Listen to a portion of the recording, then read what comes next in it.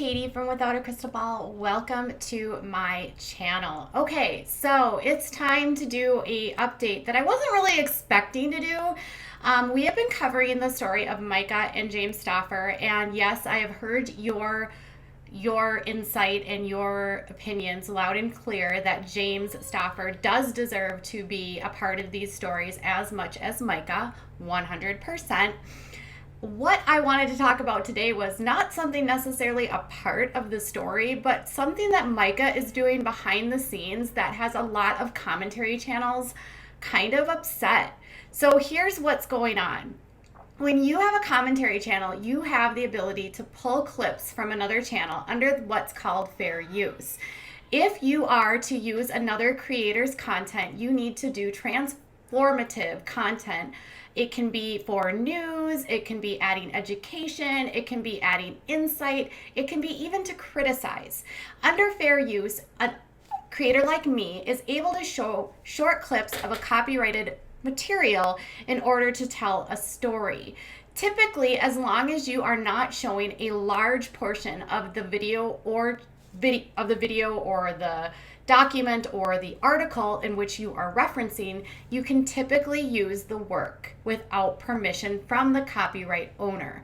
Under fair use, you can do and share clips. Unfortunately, there are some creators that really have this thing about not allowing you to share anything.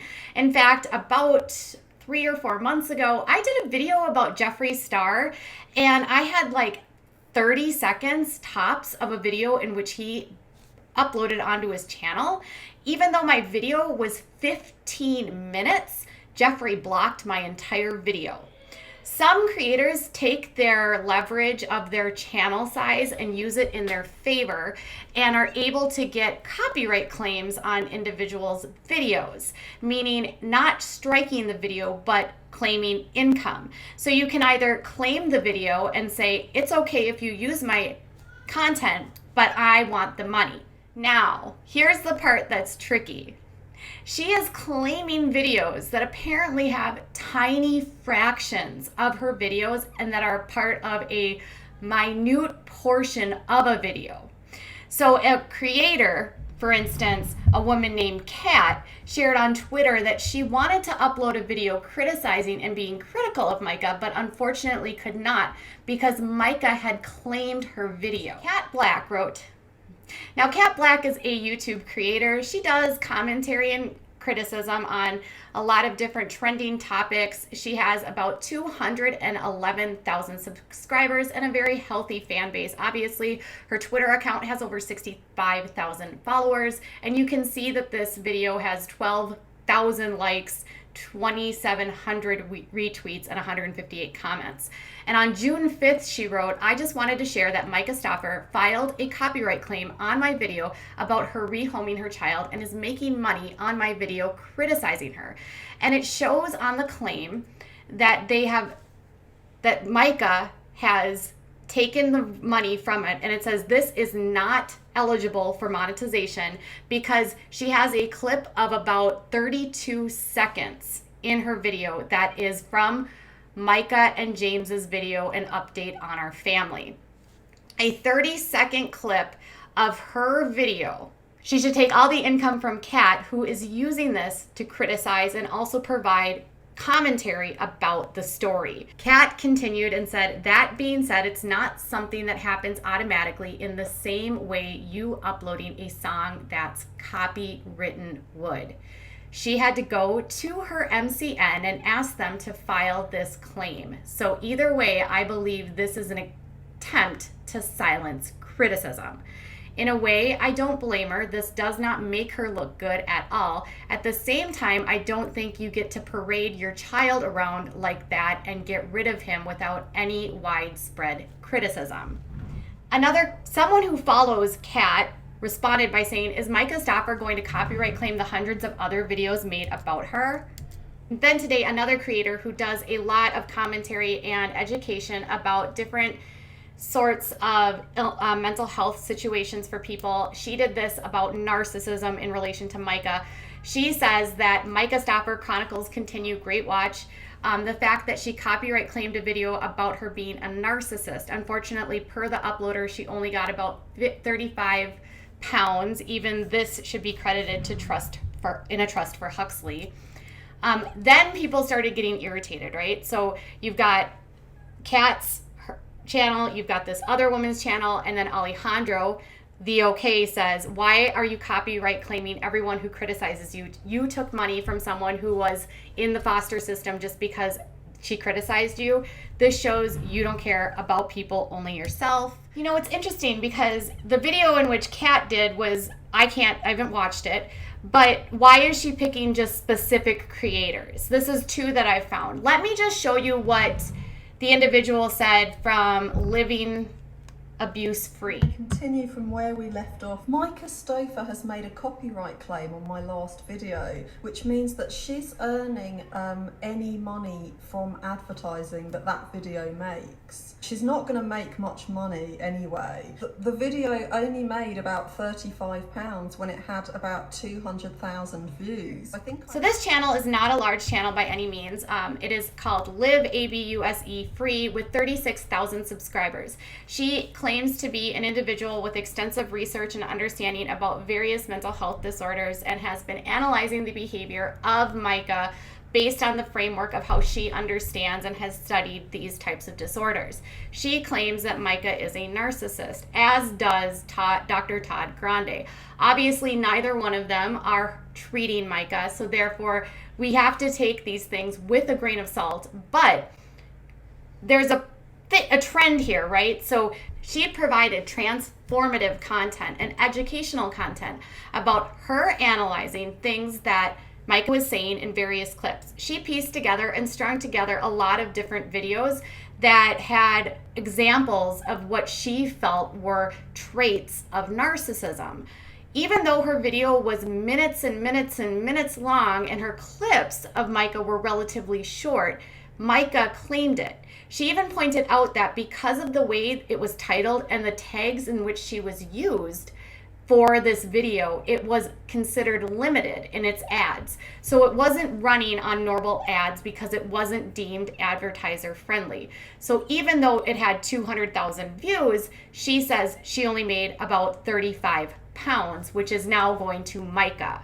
Now you can actually appeal these when you get a claim, or you can remove the copyrighted content from your video.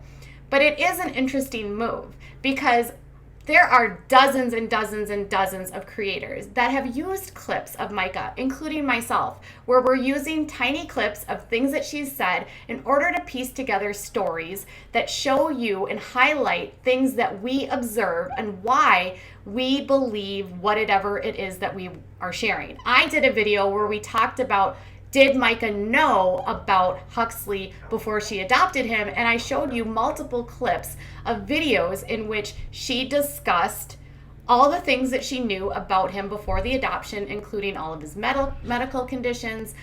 She had doctors that told her not to adopt him. She discussed a lot. I mean, we showed you so many different videos, which basically proved that she knew what she was getting into. She sought this child out.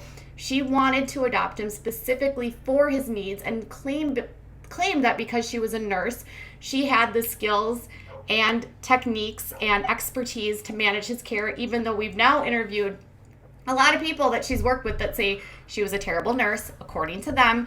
But why is she going after certain creators and not others? Kat made the interesting claim that she is in a multi-channel network. Not all creators actually use multi-channel networks. I'm an independent YouTuber. I'm not part of a multi-channel network. So multi-channel networks can absolutely claim videos. That's how a lot of these larger lot of these larger platforms can get copyright claim IDs. But so can smaller, non-MCN YouTubers. Not every YouTuber is part of a MCN. MCNs are notoriously not the greatest in terms of being able to help and you profit share your income. Some creators prefer to go independent so that they can control the amount of money and the revenue that they make and the brand deals that they accept. So we don't know if she's necessarily a part of an MCN, but Kat says that her MCN would have had to make the claim. And the woman from that channel says that she claimed her video. Now, these are the only two that I have been able to find. I did a quick dive on Twitter of Myka Stauffer copyright, but a lot of people were upset, being that she's already made so much money on these videos, right, about Huxley. She made millions. And then if somebody wants to critique her, which is the right of the channel, she will not allow it. But she's bypassing fair use. So what is fair use? Fair use is a stipulation within the Copyright Act, and it says fair use is a legal doctrine that promotes freedom of expression by permitting the unlicensed use of copyright-protected works in certain circumstances. Section 107 of the Act provides the statutory framework for determining whether something is fair use and identifies certain types of uses, such as criticism, comment, news reporting, teaching, scholarship, and research as examples of activities that may qualify as fair use. Section 107 calls for considerations of the following 4 factors evaluating a question of fair use. And then it goes through different stipulations of it, like the amount of the content of the video that they use, the nature of the work in which they use, the purpose of using this content. In this case, could it have been the titles? Could it have been that she didn't like what she was seeing in Kat's video? She didn't like what she saw from the other channel that called her the narcissist? Or is it that she didn't believe that the criticism was valid? To date, I have not received any sort of copyright claims from her, and I've tried to be as objective as possible in covering her, as well as minimizing the amount of videos of hers I've been using. Obviously, it's a delicate balance on YouTube because some creators will abuse the copyright claims and strike policies. Now, all of us kind of toe the line when we decide to use somebody else's work, even if it's a tiny fraction, because anyone at any time can claim it. The problem with YouTube is it almost always will go to the person making the claim, regardless of whether or not it has any substance. One thing these people could do is they could do a counterclaim, essentially telling YouTube, you got it wrong. This is actually fair use. The problem with copyright claims, though, versus a strike is the claim doesn't care. You can't really do a YouTube, you got it wrong. The claim just says you don't get monetized because you're ineligible and Myka's gonna get paid. Something has to give here. Myka seems to be a little bit greedy here, and people are noticing she still has videos on her channel that include Huxley, even though they are minimal. Her entire channel, The Stauffer Life, is gone, and then James, The Stauffer Garage, hasn't uploaded in over a week, but he promises that he will upload content coming this weekend, which has a lot of people outraged. Stauffer Garage has over 938,000 subscribers, and it averages humongous views for his detailing work. If the car detailing world isn't paying attention to what's going on with James and Myka, that channel could still theoretically do well if he turns comments off, if he still has sponsorships. So it seems as though their direction is, we're going to go with Stauffer Garage. We're just going to abandon Myka's channel. We're going to get rid of the Stauffer Life. We're going to focus on car detailing. And Myka has started a new channel called Cash Crush, where she's going to teach you how to make a lot of money on YouTube.